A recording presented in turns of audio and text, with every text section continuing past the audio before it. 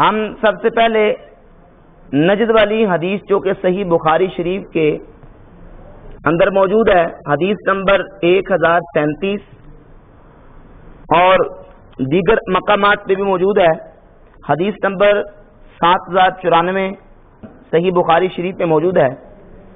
نبی کریم صلی اللہ علیہ وآلہ وسلم کی ذات اقدس نے دعا کی، اللہم بارک لنا فی شامنا وفی یمننا، یا اللہ ہمارے شام میں اور ہمارے یمن میں برکت عطا فرما۔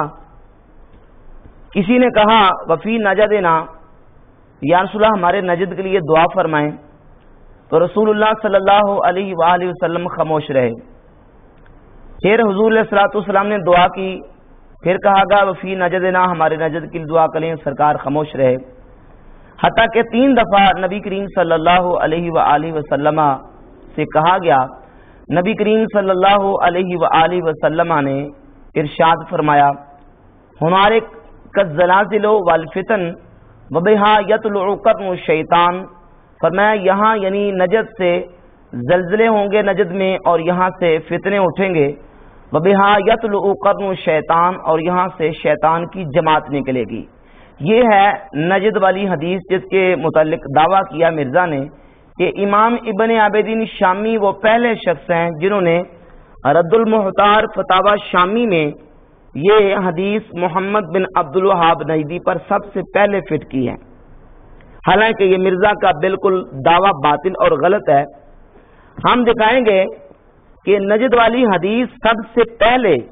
محمد بن عبد الوہاب نجدی پر فٹ کرنے والے کوئی دوسرے شخص نہیں تھے، بلکہ محمد بن عبد الوہاب نجدی کے بڑے بھائی شیخ محمد سلیمان بن عبد الوہاب تھے، جنہوں نے اپنی کتاب الصواعق الالہیہ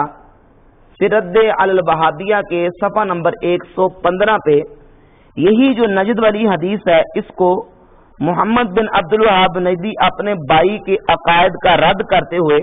صفحہ نمبر 115 اور 16 پہ اپنے بھائی محمد بن عبد الوہاب نجدی پر فٹ کی ہے، اور اس کو تنبیہ کی ہے کہ تو اپنے عقائد و نظریات سے باز آ جا۔ کہتا تمہارے مذہب کے بطلان میں ایک دلیل یہ بھی ہے کہ جو صحیحین میں بروایت سیدنا ابو ہریرہ رضی اللہ تعالیٰ عنہ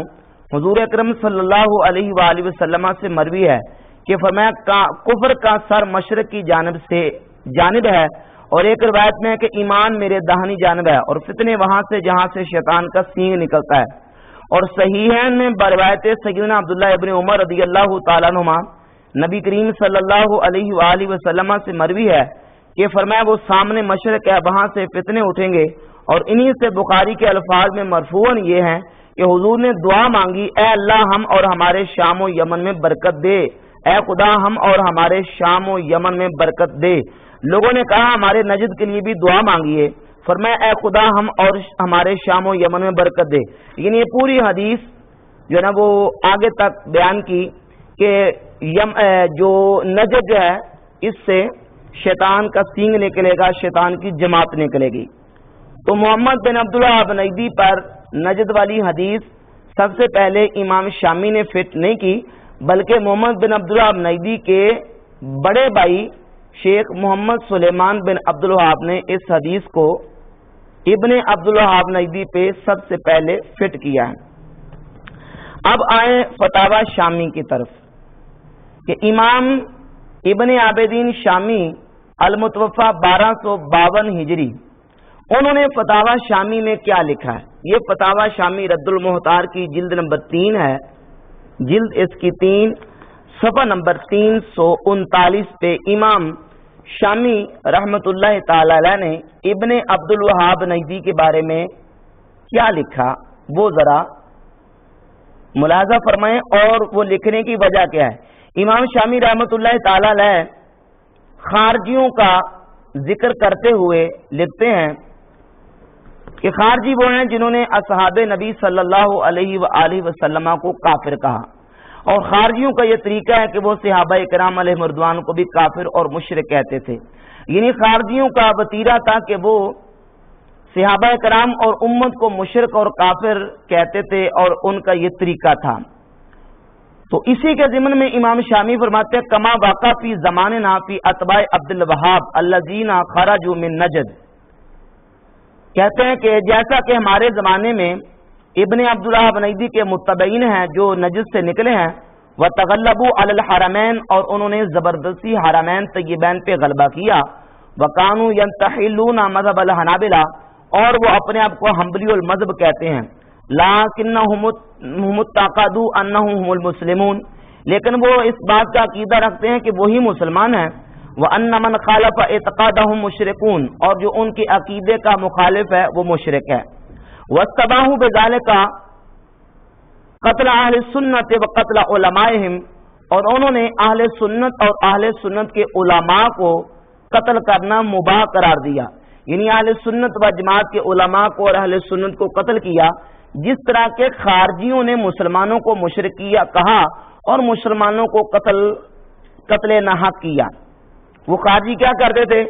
کہ انہوں نے حضرت امیر معاویہ رضی اللہ تعالیٰ عنہ اور حضرت علی المرتضی شیر خدا رضی اللہ تعالیٰ عنہ کو بھی مشرک اور کافر کہا۔ ایک دن حضرت علی رضی اللہ تعالیٰ عنہ خطبہ دے رہے تھے کہ خارجی اٹھ کے کھڑے ہو گئے اور کہا اشرکتا فی دین اللہ رجال، اے علی تو نے بندوں کو خدا کا شریک بنا کے شرک کیا، ہم تیری اطاعت نہیں کریں گے۔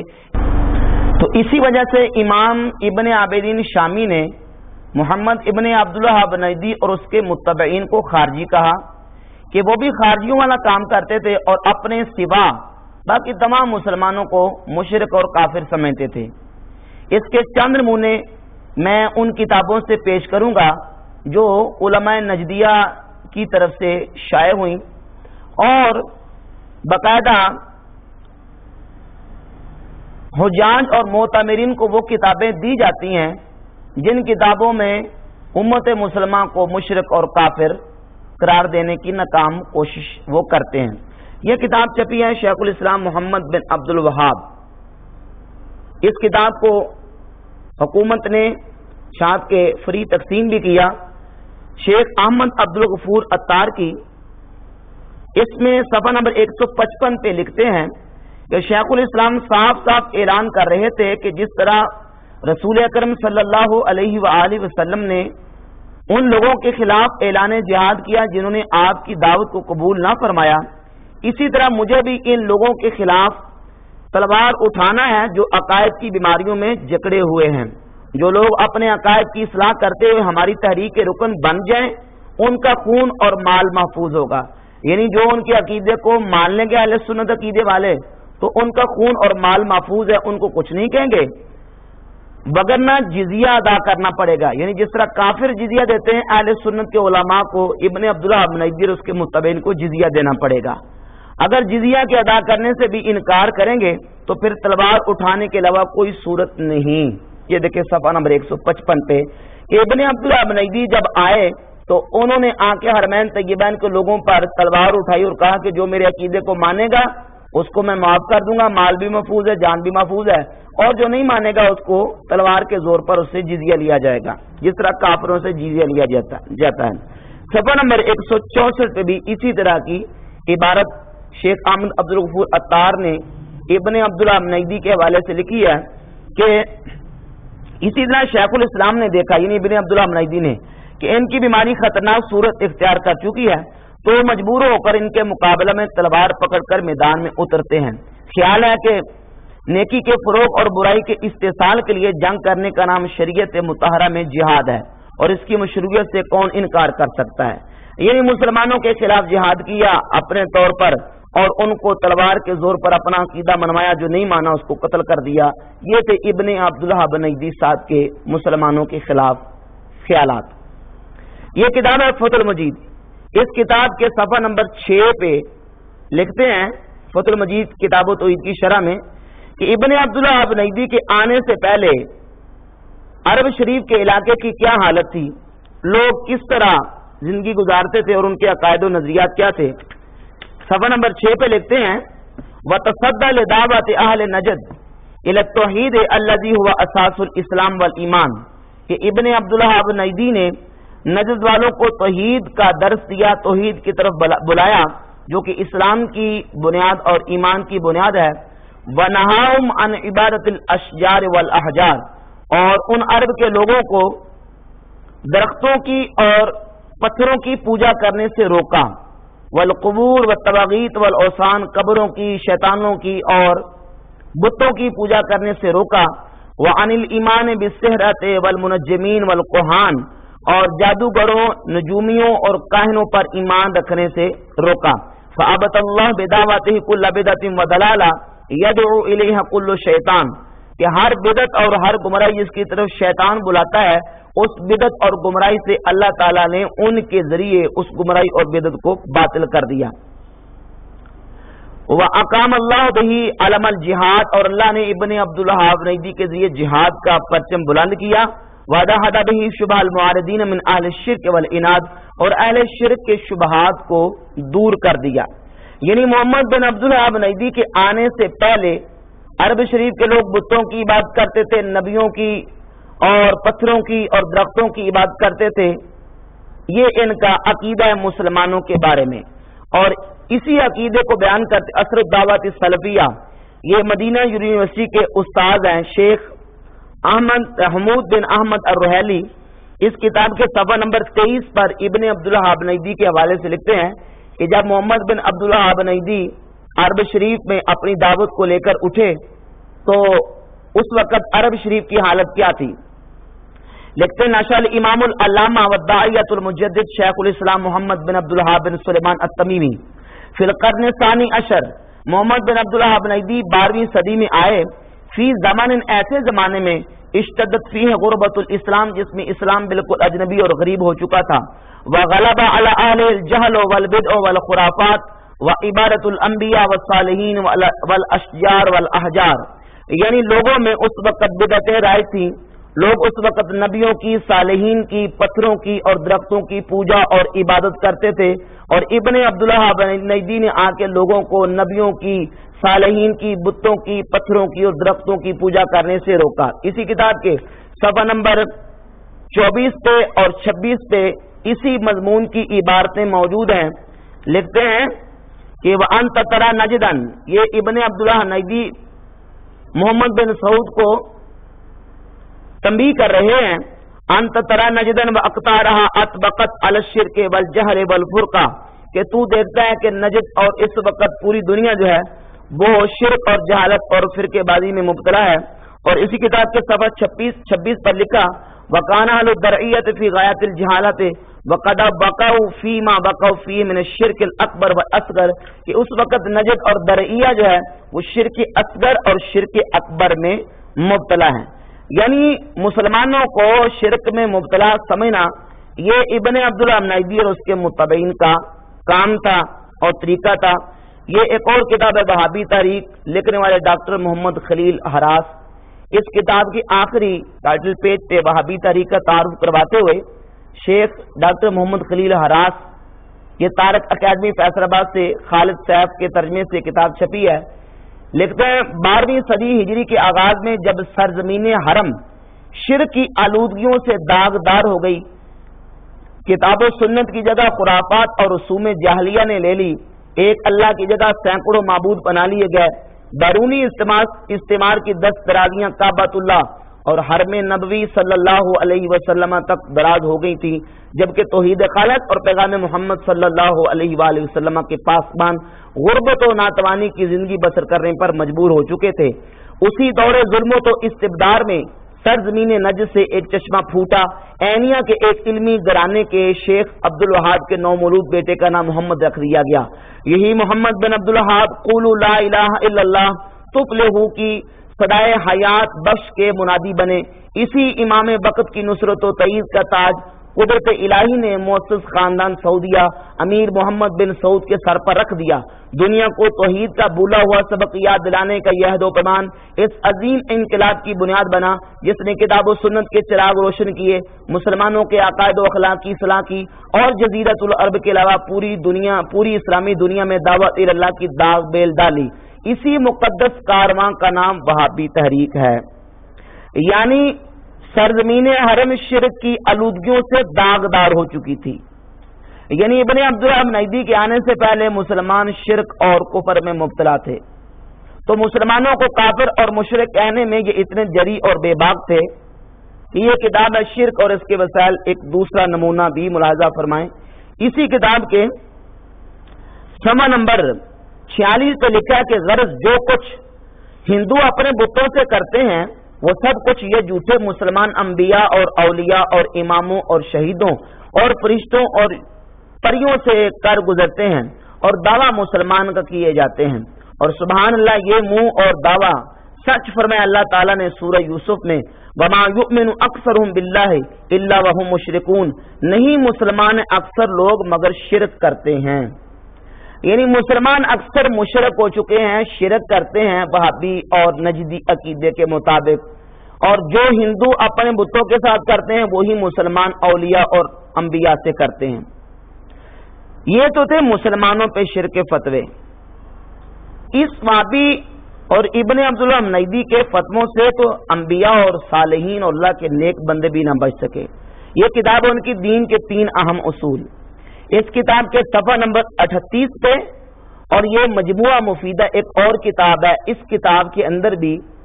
قرآن کریم کی آیت کا ترجمہ کرتے ہوئے محمد بن عبداللہ نیدی اور اس کے متبعین ترجمہ کیا کرتے ہیں۔ یہ کتاب اس کا صفحہ نمبر 39 ہے۔